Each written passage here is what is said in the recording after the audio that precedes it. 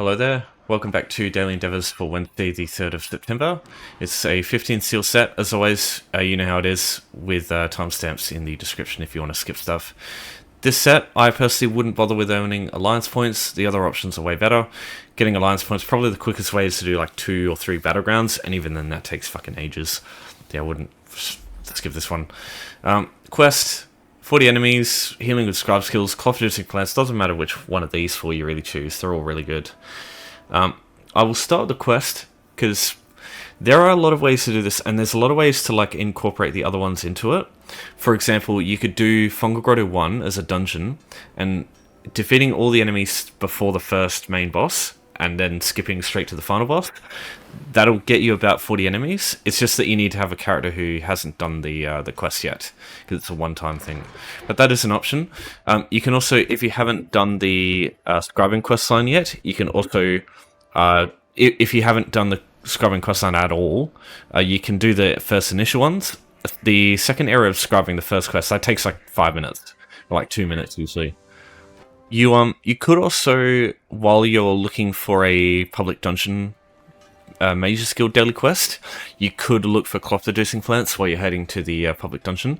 You probably won't get enough, but you know, you could like run around the area for a bit, get those, and then go to your next one too. I'll go through all these like separately though, just to cover all the bases. So the ways I would personally do the quest one, either I'll go through writs first, because that's like the most practical one, because doing writs is great. All you have to do is you have to accept it at a writ board. For example, the one in Oridon here. This is the equipment writ board. So what it'd tell you to do is, I'll just give you an example here. So this is the clothing one. What it asks you to do is just craft a bunch of items at the clothier station. You can get an add-on to speed this up called Dog of Unslaves Writ Creator, or you can, if you go into the menu, it'll show you the items that you need to craft as like a quest icon. Then you just go to the hand-in location over here. It'll be different depending on the town. Vardenfell, Vivek City is usually one of the best. Somerset's good. Deshawn's really good. I usually use the time too with Deshawn. But yeah, I normally go here just out of nostalgia. But yeah, these are pretty easy. Just need a couple of materials first, and to have completed the initial certification for Writ.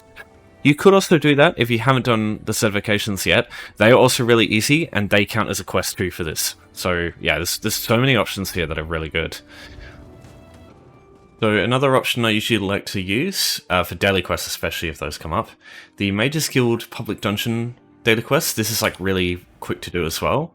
The longest thing usually will be just getting to the public dungeon for the first time, but once you do it once, it's usually pretty quick from that point. And when you get the quest, show it on map, and it'll give you a location. Wait, what?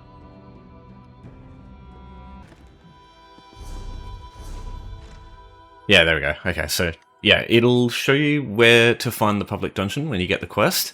Now, what you can do is, say you don't have any wayshrines here, it's like, oh, well, it's going to be a pain in the ass getting there.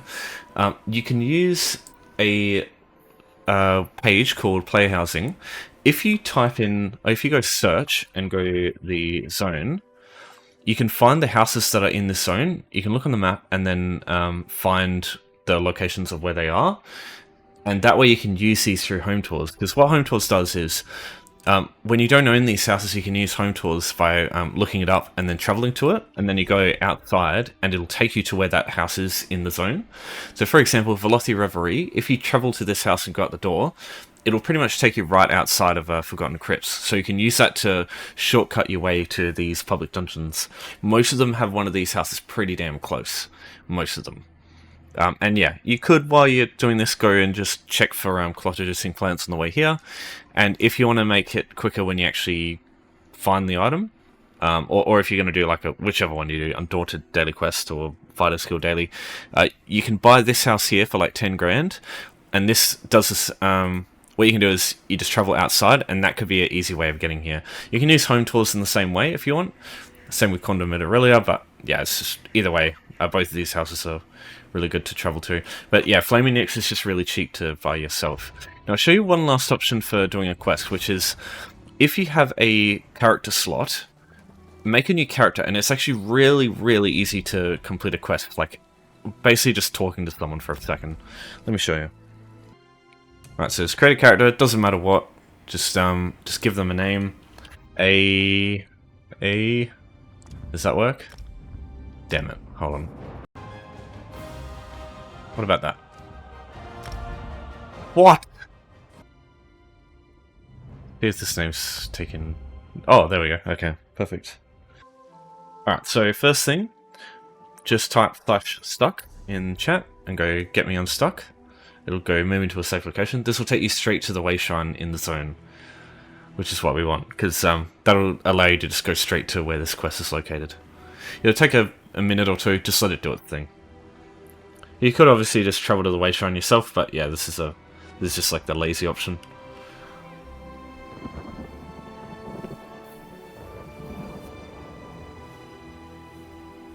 Okay, here we are, and now we travel to Vocal Guard in Oridon, just here.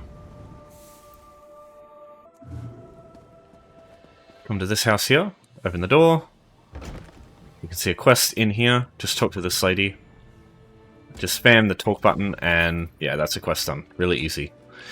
There's also quests you can do in the Mages and Fighters Guilds that are the same thing. These unlock the Mages and Fighters Guild quest lines. Oh, sorry, skill lines. Yeah, they're really easy to do too. The last one, if you haven't done it yet, is Scribing. If you... Scribing? Sorry, Antiquities, not Scribing.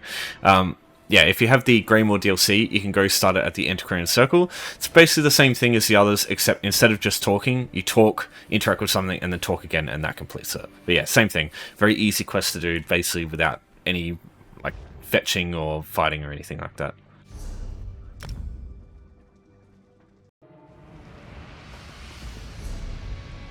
Alright, so with healing with Scribed Skills, there's two things that you need. You need an ability through the Scribing quest line or Scribing skill line that gives you healing of some kind, and you also need an ability that takes away your health, because this amount here, this is actually missing health.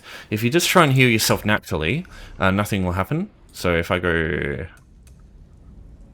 okay, hold on, I'll go get a skill. There's one you absolutely need, and it's Wield Soul. You get this immediately from completing the second era of Scribing, which is the first quest line or quest for the Scribing quest line. And then you need Sage's Remedy or the healing focus and signature scripts. These you get from the Wing of the Indrik, which is the second quest in the skill in the quest line. It takes about an hour or 30 minutes to complete those two. But once you got that done, you can then do this really easily from that point. So healing, Sage's Remedy, Druid's Resurgence is good too if you're not a Nightblade, because Nightblades have siphoning attacks, which I'll get to in a second. But yeah, Druid's Resurgence or Sage's Remedy. Sage's Remedy, heal over time. Druid's Resurgence gives you resources so you can keep casting the skills. And then Vitality, if you've got this, you need to complete one of the other quests to get that.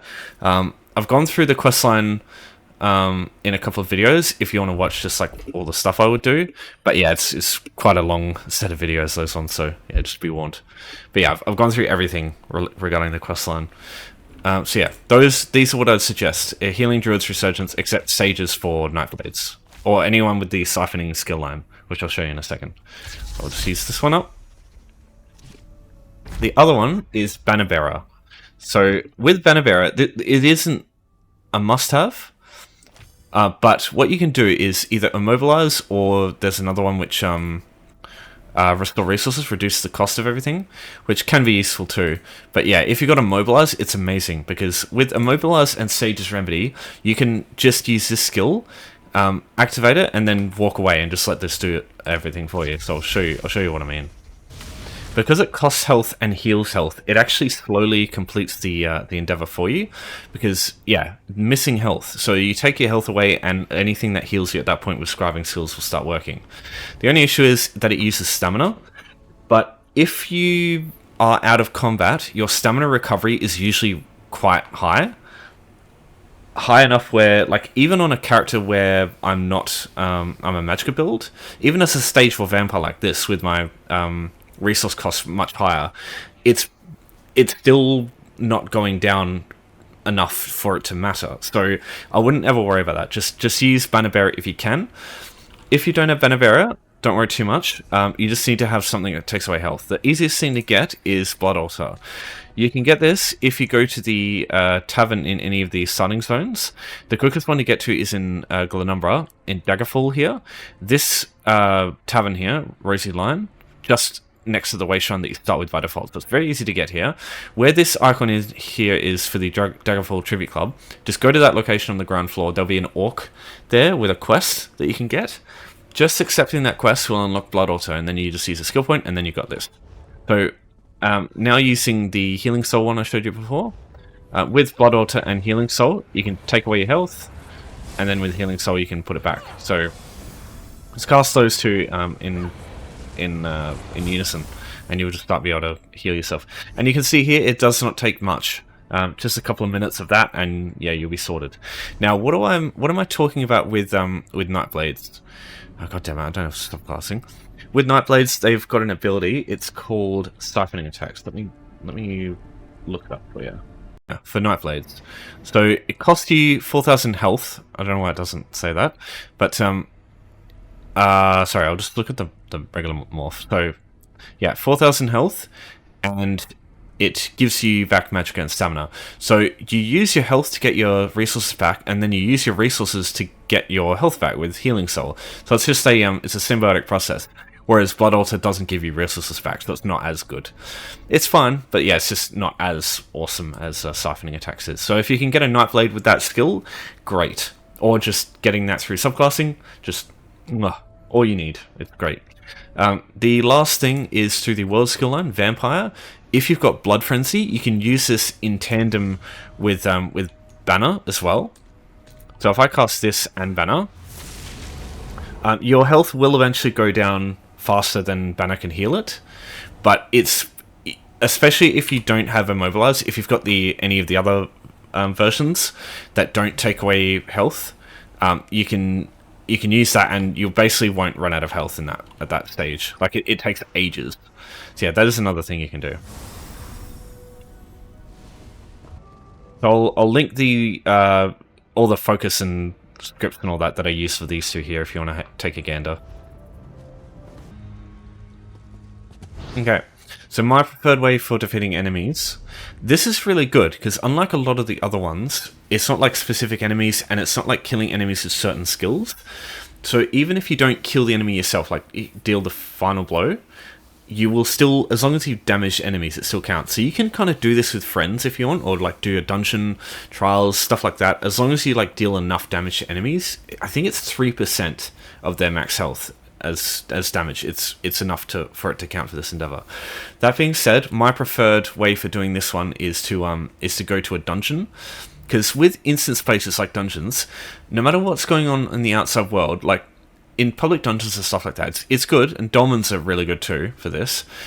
But when when people kill the enemies in places like public dungeons and like in Overland, they take a couple of minutes to respawn, and that means like if you go through and it's just like really busy in a place, it just means you're waiting for stuff to respawn. Whereas a place like this, when you're on your own, everything is spawned, ready to go, nothing else can kill it. So you just jump in here, kill these enemies, and you just waste no time waiting for stuff to respawn. I just find it much more convenient. So this is Wayrest Sewers 1. This is in Wayrest in Stormhaven. We'll show you how to get here in a minute. But this room here is great because it's got skeevers all over the gaff. Now sometimes these, like one of the skeevers or a couple of them, just decide not to enter the fight. Keep an eye on any that have like not actually come over. Yeah, you can see some over there. Don't worry, that's totally normal. There's like a maximum amount of enemies that can normally just come straight to you at once. Yeah, just kill this group. There's about 21 skeevers in this group here. There's crocodiles, you can kill them too if you want to, the crocodiles. But the crocodiles have a lot of health, so I usually don't bother with them. Because there's more enemies down here, enough for it to be 40. There's 21 skeevers in here though, so if you miss one, if you've got 20 kills, just keep an eye out. Yeah, there we go. There's one that I missed. Yeah, you don't have to worry too much about that though. Yeah, there's 21 skeevers in here, and there's another 3 crocodiles in there. Yeah, like I said, I don't bother with the crocodiles. I also don't bother with the boss because he's got a lot of health. So you've got this group here. So you can grab them. Grab these guys too.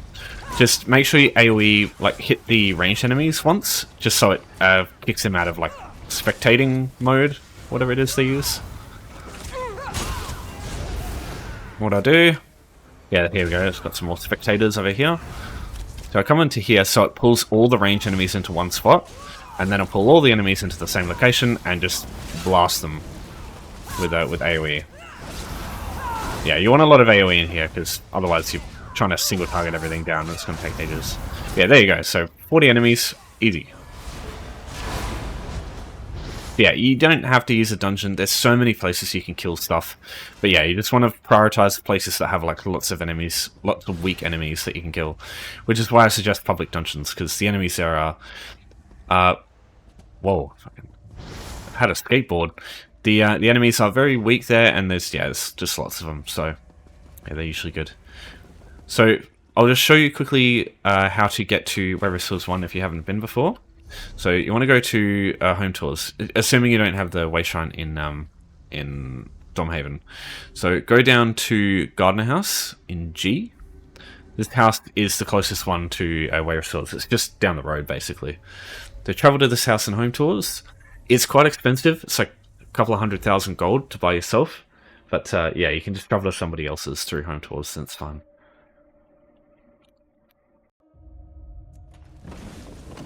Okay, once we're here, just head out the door. So from here, it's just a little bit southwest, getting to the dungeon. So you come up these stairs, over here.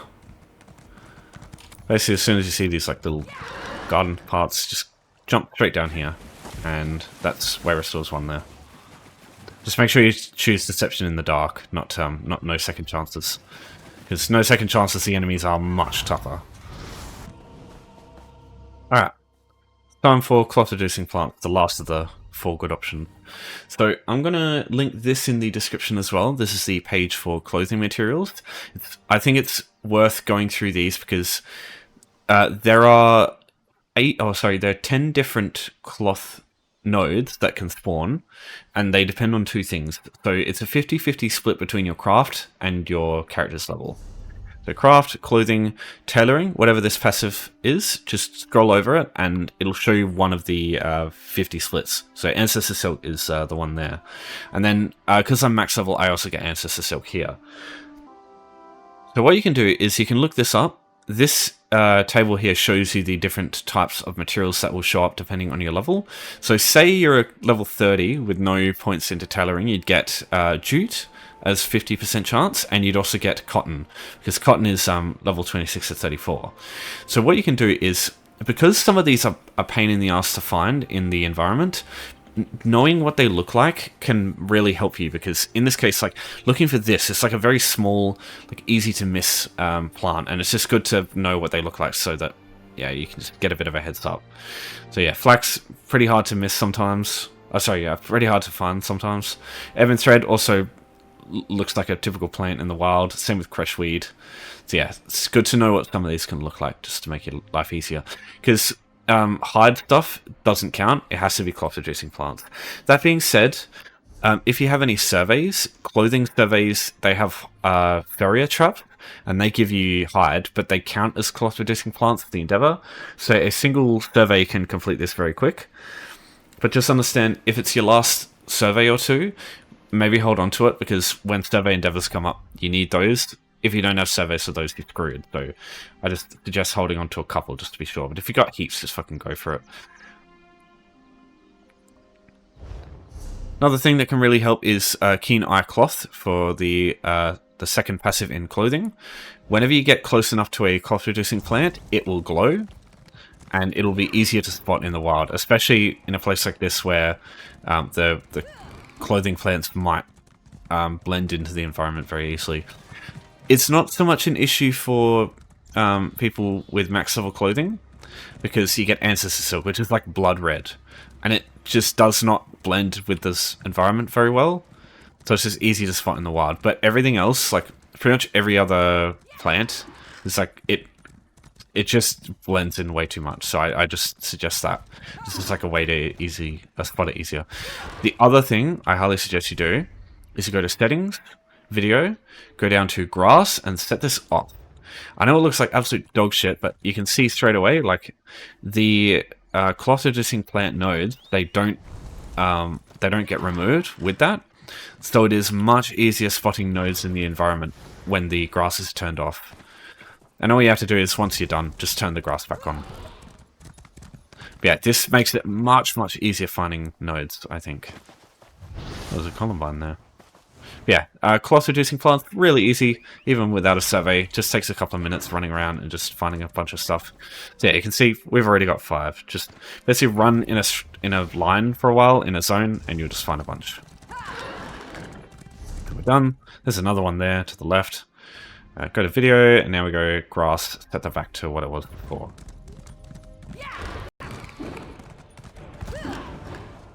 Right, so I'll make one more case for cloth reducing plants in Craglawn, right? It's a bit of a fucking shit show here, but with Craglawn, you can get a special trait item. It's called Nerncrux. I don't know if I've got some. Perfect. So this stuff here, you can only get this from the zone, the Craglawn zone. So this is the only place. It comes from cloth plants, it comes from blacksmithing ores, jewelry seams, and wood, like rough wood nodes. And this stuff here sells for a lot. It sells for about 20 grand each, and they're used in weapon known honed trait items. So if you want to do this, but just understand, usually because of that, Craglawn is the most busy zone of all. But there's so many nodes in this place, unless it's like prime time, you'll usually be able to just find some in the wild very quickly. Because yeah, there are nodes fucking all over the place. Yeah, so you can see immediately there's one there. Not one there, but yeah, you get the point. So that should be enough information for today. This set's not too bad. So any questions or any insights, other stuff you want to add for this stuff here, just add them in the comments. Yeah, for now, thanks everyone for watching. Thanks for your support as always. I'll see you next time. And take care.